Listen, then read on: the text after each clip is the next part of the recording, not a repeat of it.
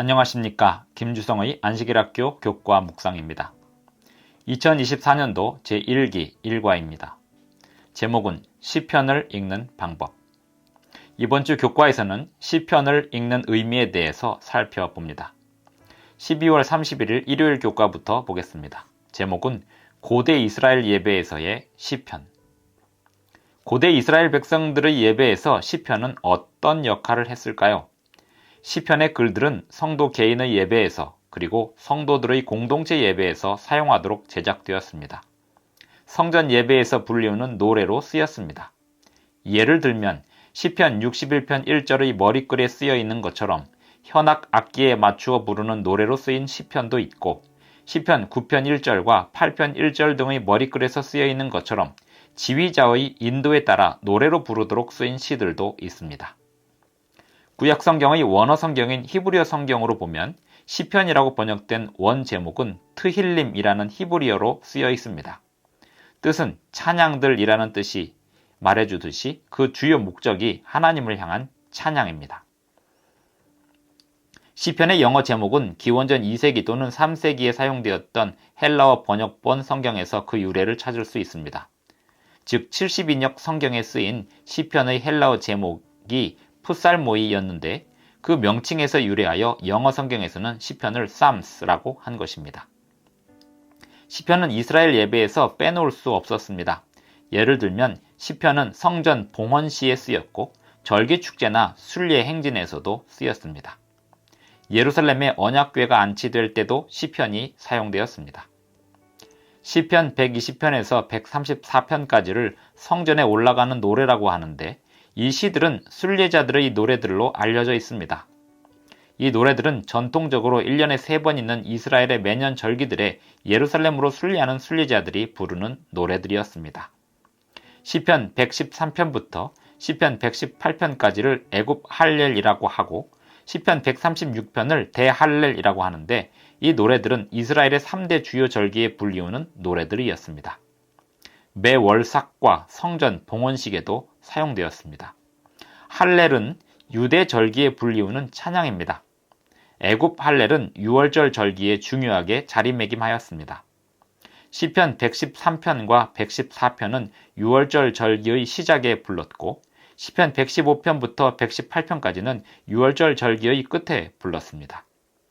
아마도 마태복음 26장 30절에서 예수님과 제자들이 불렀다는 찬미들이 이 시들이었을 것입니다.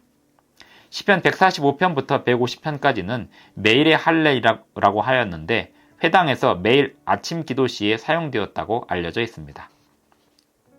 시편은 단지 백성들의 예배에서만 사용된 게 아니었습니다. 시편은 성전에서 하나님을 예배하는 방법을 교육하는 목적으로도 사용되었습니다. 마태복음 27장 46절을 보면 예수님은 십자가에서 시편 22편의 말씀으로 기도하셨습니다.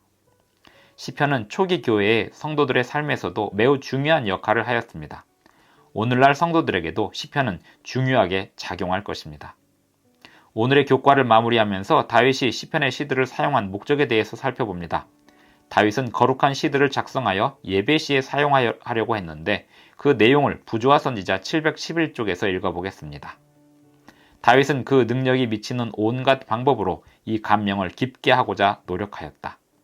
노래 부르는 것을 종교적 예배의 필수적 부분으로 삼았고 다윗은 시편을 만들어 성소 봉사에서 제사장들이 사용할 수 있게 했을 뿐 아니라 백성들이 연중 절기의 성소를 향하여 여행할 때 역시 부를 수 있게 하였다. 이같이 애쓴 감화는 멀리까지 미쳤고 온 나라를 우상숭배에서 해방시키는 결과를 가져왔다. 1월 1일 월요일 교과입니다. 제목은 시편을 기록한 사람들. 다윗은 시편에서 대부분의 시들의 제목에 나타나고 있습니다. 다윗은 이스라엘의 예배 형식을 체계화하는 일에 심혈을 기울였습니다. 성경 사무엘하 23장 1절에 보면 다윗은 이스라엘의 노래 잘하는 자였습니다. 신약 성경은 시편의 여러 시들의 작성자가 다윗임을 증거하고 있습니다. 그리고 성전의 음악가들이자 레위인들이 작성한 시들도 많이 있습니다. 예를 들면 시편 50편과 73편으로부터 83편은 아삽의 시로 알려져 있고 42편과 44편부터 47편, 49편, 84편, 85편, 87편과 88편은 고라 자손의 시로 알려져 있습니다. 시편 88편 에스라 사람 에단의 시로 알려져 있고 89편도 그렇습니다.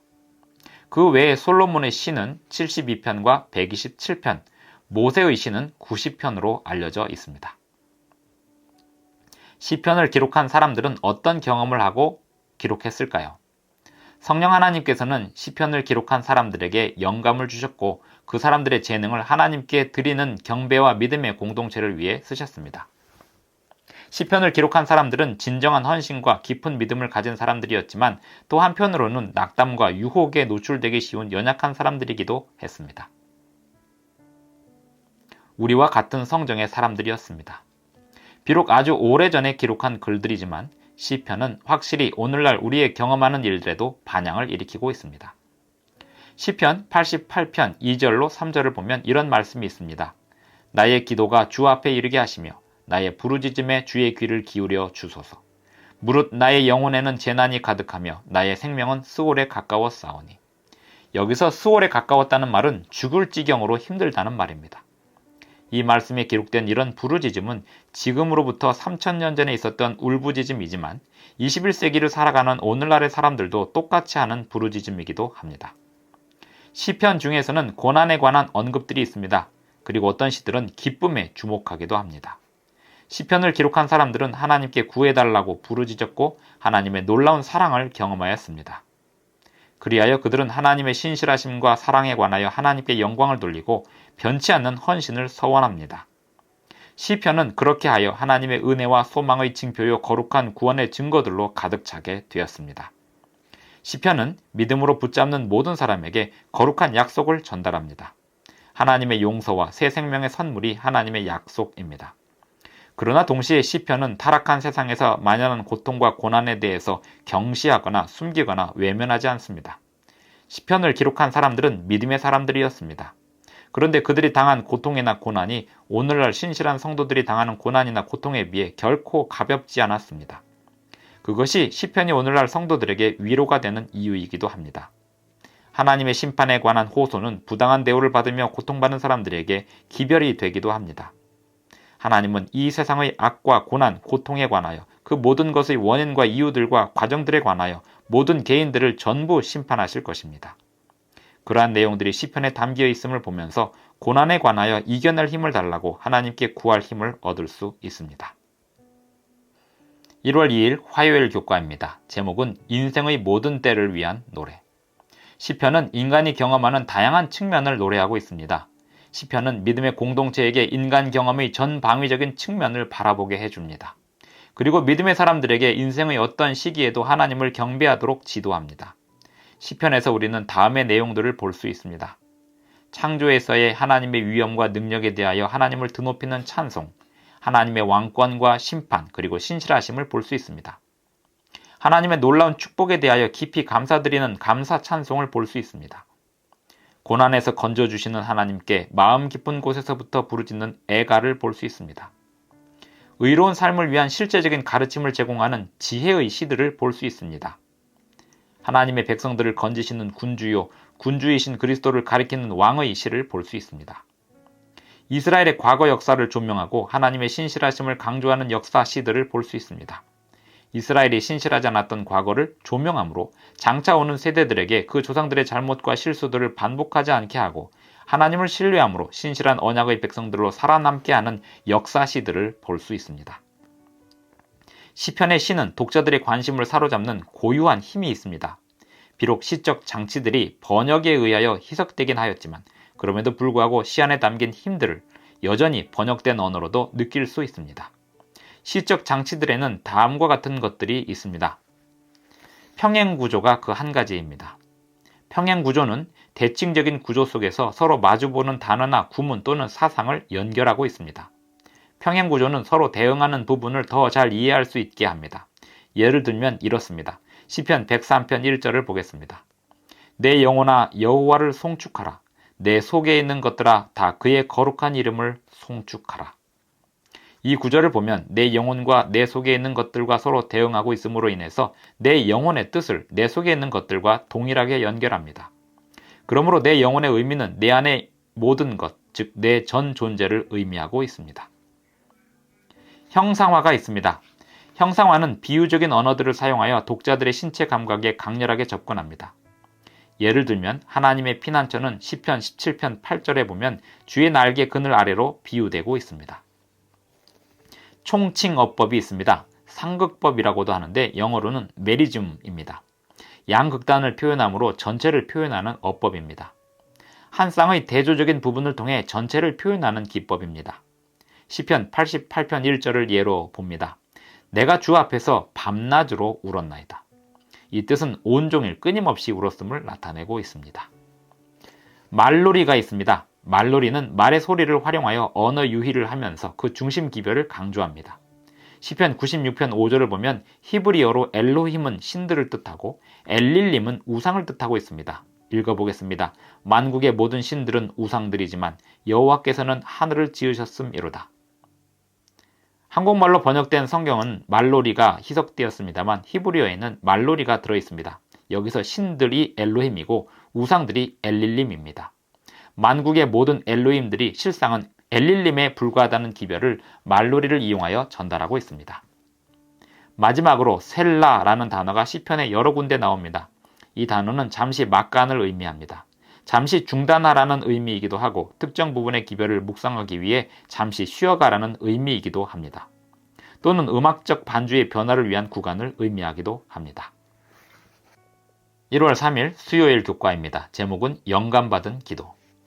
하나님께 드리는 기도가 특별한 이유 그리고 특별해야 하는 이유는 무엇일까요? 사무엘하 23장 2절을 보겠습니다. 여호와의 영이 나를 통하여 말씀하시며 그의 말씀이 내 혀에 있도다. 기도가 특별한 이유 그리고 특별해야 하는 이유는 성령의 사역 덕분입니다. 기도는 성령님의 도우심을 입어야 하기에 특별한 것입니다. 시편은 영감받은 기도이고 이스라엘의 찬양입니다. 따라서 시편에는 하나님의 목소리와 그 백성들의 목소리가 섞여 있습니다. 하나님과 교통하는 사람들이 경험하는 생생한 상호작용을 역동적으로 품고 있습니다. 시편을 기록한 사람들은 하나님을 향하여 직접적으로 나의 하나님이라 호칭하고 오 주여 그리고 나의 왕으로 호칭하였습니다. 하나님을 향하여 귀를 기울여 달라고 간청하기도 하고 나의 기도를 들으시며 보시고 내게 응답하소서 나를 구원하소서라고 간구합니다. 이런 내용들은 분명 하나님을 향한 기도의 표현들입니다. 시편의 놀라운 아름다움과 매력은 기도와 찬양이라는 점에 있습니다. 성도들의 경건한 기도와 찬양의 형태로 된 하나님의 말씀이라는 사실에 기반하고 있습니다. 그리하여 시편은 로마서 8장 26절 27절에 묘사된 것처럼 하나님의 백성들에게 하나님과의 친밀한 경험을 갖게 해줍니다. 로마서 8장 26절 27절을 보겠습니다. 이와 같이 성령도 우리의 연약함을 도우시나니 우리는 마땅히 기도할 바를 알지 못하나 오직 성령이 말할 수 없는 탄식으로 우리를 위하여 친히 간구하시느니라. 마음을 살피시는 이가 성령의 생각을 아시나니 이는 성령이 하나님의 뜻대로 성도를 위하여 간구하심이니라. 예수님께서는 시편 110편 1절을 인용하시면서 아버지와의 친밀한 관계를 이렇게 드러내셨습니다. 누가복음 20장 42, 43절에서 예수님이 인용하신 그 말씀을 읽어보겠습니다. 시편에 다윗이 친히 말하였으되 주께서 내 주께 이르시되 내가 내 원수를 내 발등상으로 삼을 때까지 내 우편에 앉았으라 하셨도다 하였느니라. 어떤 시편은 특정한 역사적 사건들에서 비롯되었거나 혹은 언급하고 있습니다. 시편을 기록하던 기자들 자신의 경험에서 비롯되기도 하고 이스라엘 나라의 경험에 대해서 언급하고 있기도 합니다.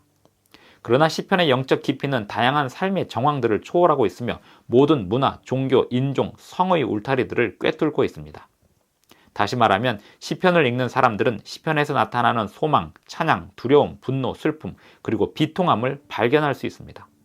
이러한 것들은 모든 시대의 모든 곳에서, 모든 연령대에서, 모든 환경에서 직면하는 것들입니다. 시편은 우리 경험의 언어를 사용해서 우리에게 감동을 줍니다. 교회증언 7권 258쪽에 보면 시편 기자의 기도가 그대의 기도가 되게 하라는 구절이 있습니다. 예수님께서 시편을 인용하셨던 장면을 생각하면 우리 믿음 생활에서 시편이 중요한 역할을 하게 될 것을 기대할 수 있습니다. 1월 4일 목요일 교과입니다. 제목은 시편의 세계. 시편 기자들의 생애에서 하나님은 어떤 위치에 계시는 분이었을까요? 시편 16편 8절을 읽어보겠습니다. 내가 여호와를 항상 내 앞에 모심이여 그가 나의 오른쪽에 계심으로 내가 흔들리지 아니하리로다. 시편의 세상은 완전히 하나님 중심의 세상입니다. 모든 삶의 경험을 하나님께 굴복시키며 찬양과 기도를 올립니다. 하나님께서는 통치하시는 창조주이시고 모든 세상을 심판하시는 왕이십니다. 하나님께서 당신의 자녀들에게 모든 것을 공급하십니다. 그러므로 언제나 하나님께서 신뢰를 받으십니다. 하나님의 백성들이 실패하는 것 같을 때면 그들의 적들이 이렇게 묻습니다. 너희 하나님이 어디 계시냐? 하나님께서 항상 존재하시고 당신의 백성들에 대하여 결코 실패하지 않으시는 분이시기에 하나님의 백성들은 항상 그들의 앞에 하나님을 모십니다. 궁극적으로 시편은 모든 백성들과 모든 만물이 하나님을 경배할 때를 기대하고 있습니다. 하나님이 중심에 계시는 생애는 예배 중심의 생애입니다. 시편의 시대의 예배는 오늘날 많은 사람들이 생각하는 예배와는 근본적으로 달랐습니다. 왜냐하면 성경시대 문화권에서 예배는 전체 공동체를 아우르는 모든 삶의 중심에 있었기 때문입니다. 그러므로 하나님의 백성들에게 일어나는 모든 일, 즉 좋은 일이든 나쁜 일이든 다 당연히 예배로 표현되었습니다. 하나님께서는 시편 기자가 어디에 있든 그 사람에게 귀 기울이셨고 하나님이 정하시는 온전한 시간에 적절하게 응답하셨습니다. 시편 기자들은 하나님께서 하늘에 계심을 알았지만 동시에 하나님은 시온에 계시고 하나님 백성 가운데 있는 성소에 계셨습니다. 하나님은 멀리 계시면서 동시에 가까이 계시고 하나님이 계시지 않는 곳은 없었습니다. 성전에 계시고 숨어 계시기도 하시고 드러나 계시기도 하십니다. 이렇듯 시편에서는 인간이 생각할 수 없는 하나님의 특성이 동시에 나타나고 있습니다. 시편 기자들은 하나님께서 멀리 계시면서 동시에 가까이 계시는 특징이 하나님의 참된 존재 안에서 불가분의 관계임을 알고 있었습니다. 시편 기자들은 영적 긴장의 역동성을 이해했습니다. 하나님의 선하심과 임하심에 대한 그들의 인식은 그들이 어떤 경험을 하든지 간에 하나님께서 적절한 때에 적절한 방법으로 개입해 주실 것을 기다릴 수 있게 해주었고 그렇게 기다리는 동안 소망을 붙들게 해주고 강하게 해주었습니다. 시편 121편 7절을 읽겠습니다. 여호와께서 너를 지켜 모든 환난을 면하게 하시며 또 내 영혼을 지키시리로다. 시편 82편 8절도 봅니다. 하나님이여 일어나사 세상을 심판하소서 모든 나라가 주의 소유이기 때문이니이다. 이렇게 기도할 수 있는 백성은 하나님과 어떤 관계로 살까요? 시편 62편 8절을 봅니다. 백성들아 시시로 그를 의지하고 그의 앞에 마음을 토하라. 하나님은 우리의 피난처시로다. 셀라. 이번 주 교과를 마무리하면서 드리는 말씀은 이것입니다.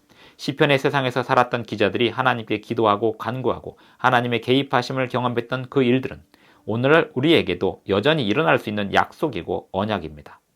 하나님은 오늘도 살아계시고 우리의 모든 경험을 지켜보시고 우리의 기도를 들으시기 때문입니다.